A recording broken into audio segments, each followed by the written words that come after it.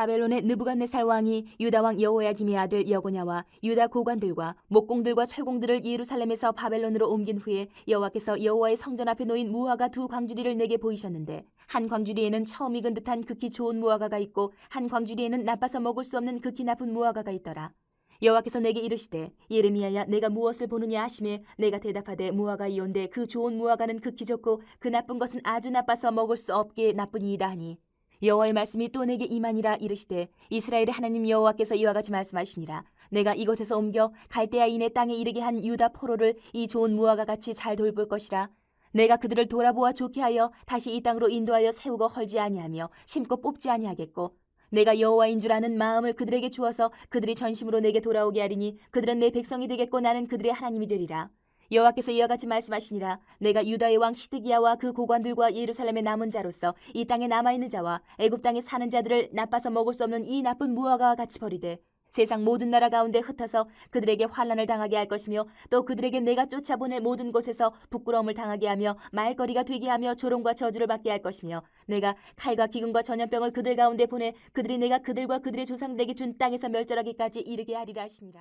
우리 세상 사람들을 구분하는 기준을 보면 우리 인간의 여러 가지 학문적인 기준을 보면 인종이나 흑인종, 황인종, 백인종 이렇게 나누기도 하고 어떤 경우에는 사는 지역을 따라서 어디에서 아시아인이라 하기도 하고 아메리카인이라 하기도 하고 이렇게 지역을 따라 나누기도 하고 여러 가지 방법들을 사용합니다.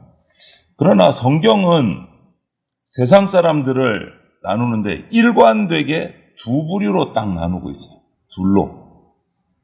은총을 받는 자, 또 하나는 심판을 받는 자. 딱 둘로 나눠요. 인간을 나눌 때. 하나님의 은총을 받는 사람 한 부류, 하나님의 심판을 받는 사람 한 부류, 둘로 나눕니다. 하나님은 이렇게 오늘 본문에서 은총과 심판을 나타내시기 위해서 시청각 자료를 사용해서 예레미야에게 이야기를 하십니다. 그게 뭡니까? 광주리에 담긴 두 종류의 무화과를 가지고 설명을 하고 계세요. 두 종류의 무화과. 하나님은 우리를 택한 백성을 향한 평안, 희망의 계획을 가지고 계세요. 구원의 계획을 가지고 계신다는 말입니다. 이 예레미야 당시에 이 유다 백성들 바벨론의 침략을 당해서 왕도 방백도 고관들도 포로로 다 바벨론 땅, 갈대아 땅으로 붙잡혀 갔습니다. 그리고 성전에 있던 보물, 또 왕궁에 있던 보물, 좋은 것들 다 탈취당했습니다.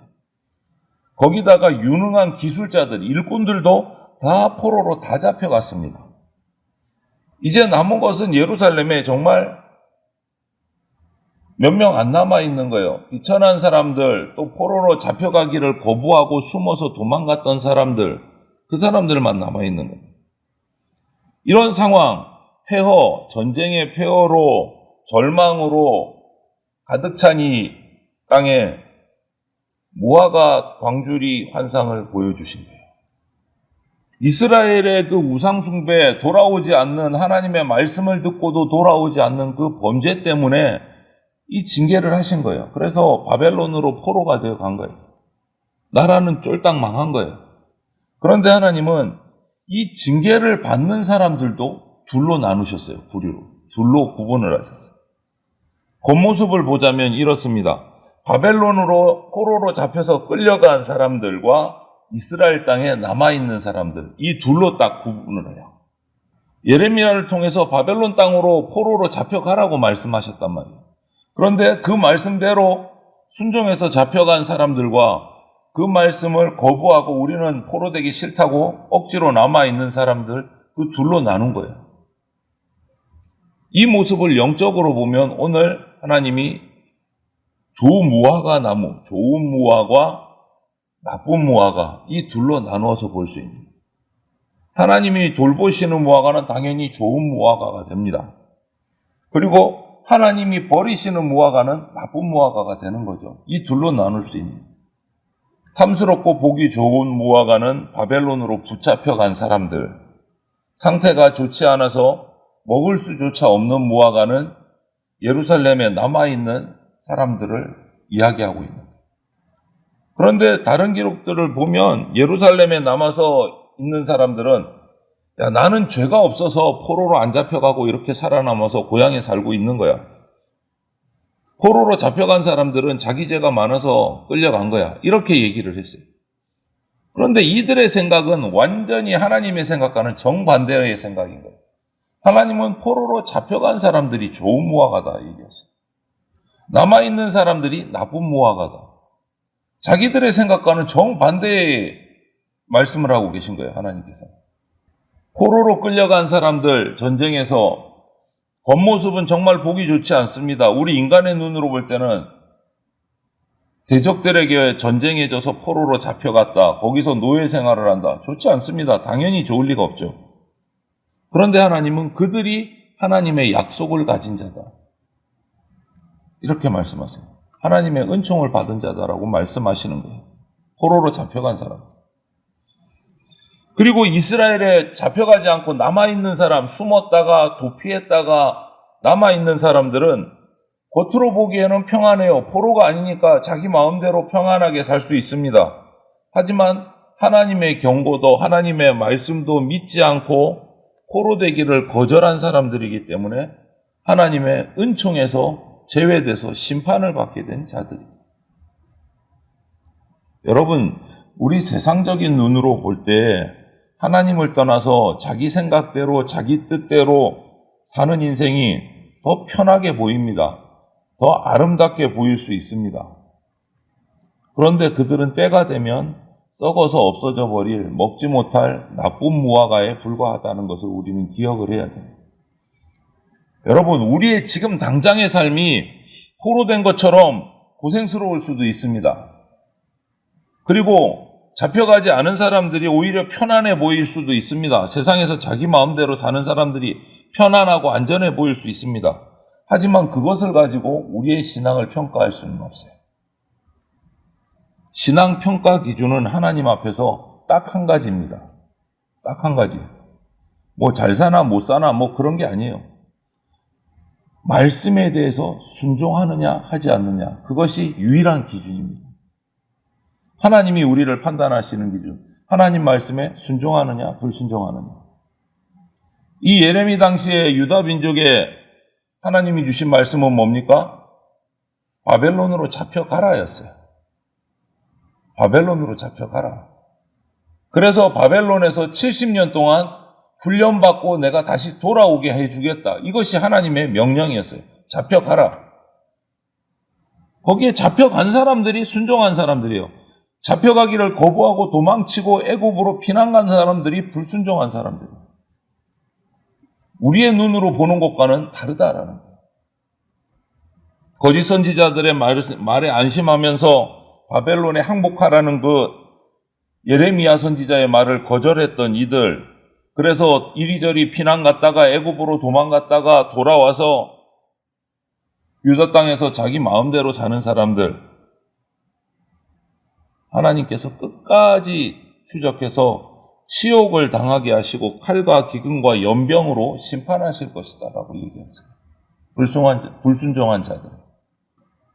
그렇기 때문에 여러분, 하나님 없이도 악을 행하면서도 회개할 필요를 모르면서도 잘 사는 것 같은 이 땅의 사람들을 부러워할 이유가 없습니다. 우리 눈과 하나님의 눈은 다르고 우리의 기준과 하나님의 기준은 다릅니다. 하나님의 백성은 은총으로 돌보심을 받는 좋은 무화과 같은 존재예요. 지금 당장은 바벨론의 포로로 잡혀가서 망하는 것 같고 괴로운 것 같고 노예 생활이니까 비참한 것 같지만 열매는 그렇지 않다. 결과는 그렇지 않다. 때가 되면 지금 당장 포로로 잡혀가서 노예 생활을 할지언정 때가 되면 하나님께서 은혜로 회복시키신다. 징계를 받고 있는 이 백성들조차 돌보시고 다시 고향으로 내가 인도해 주겠다 약속하고 계신 거예요. 그리고 뭐라고 하십니까? 그 포로로 잡혀간 자들에게 하나님을 아는 마음을 주어서 회복시키겠다. 하나님을 알게 해주겠다. 우상숭배로 찌들고 범죄에 찌들어서 하나님을 알지 못하고 거부하고 불순종한 사람들, 그래서 벌받게 됐지만 그래도 순종해서 바벨론으로 간 자에게 하나님을 아는 마음을 내가 회복시켜 주겠다. 여러분, 하나님은요, 직접 당신이 택한 백성을 은총의 백성으로 만들어 가시는 것을 좋아하십니다.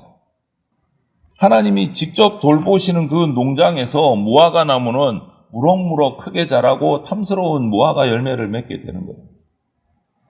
하나님 손 안에 있는 백성은 죄악 때문에 징계를 받을 때도 있지만 그 징계를 통해서 회복되고 하나님의 은총을 누리게 된다.